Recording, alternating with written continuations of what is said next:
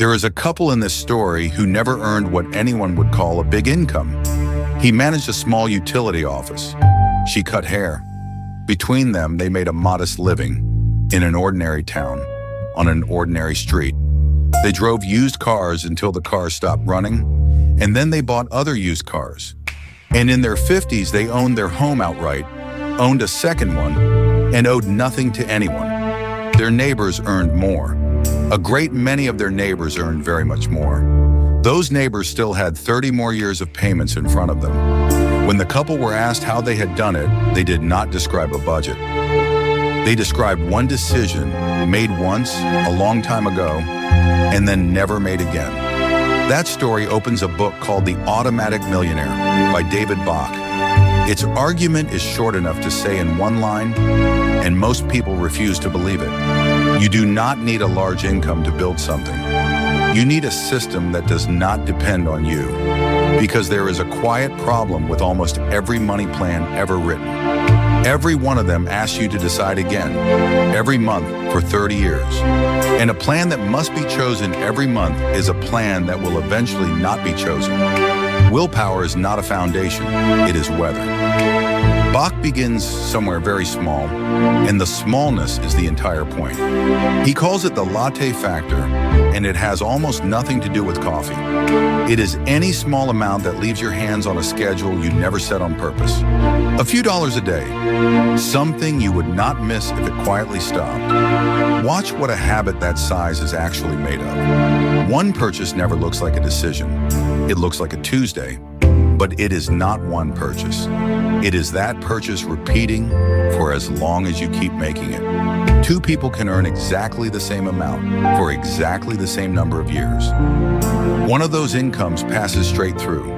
The other one collects. Nothing about the income explains the difference. The difference is a hole, and a small hole beats a large income, given enough time, every time.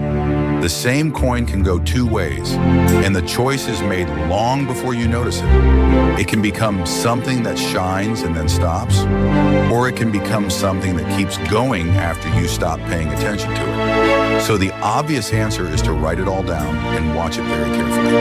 Bach's position on that is blunt, and it is the least popular sentence in the book. Do not budget, not because budgets are wrong, but because they almost never survive contact with a real month.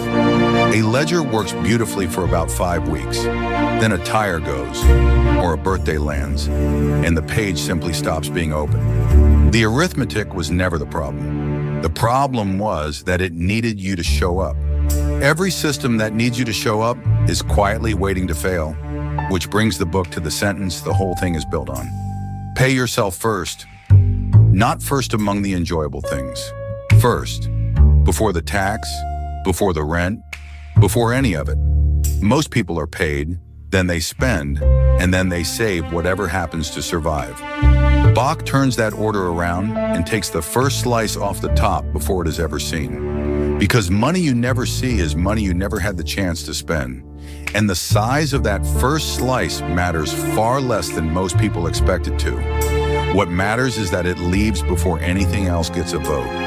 Now, the part that gives the book its title, and it is not a personality trait. Automatic means the transfer happens whether you remember it or not.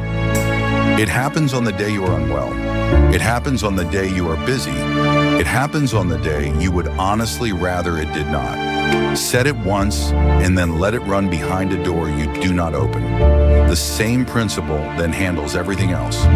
The house payment, the retirement account, the debt, the giving. Each one becomes a pipe rather than a promise. And a pipe does not need to be motivated.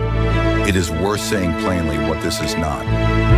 It is not a windfall, and it is not a lucky ticket. Bach is not describing anything that arrives all at once. He is describing what ordinary work looks like when nothing leaks out of the bottom of it. The trades in this picture built more than a great many of the people who never noticed them. Not because that work was glamorous, because the system underneath it never stopped. So the question this book leaves you with is smaller than most money questions. Not how much do you earn? Not how disciplined are you on a difficult week? Only this: What happens to the first slice? And did you have to decide it again this month? Set it once, then let it run. If this is the kind of thinking you want more of, everything rhynowerks builds starts at rhynowerks.ai.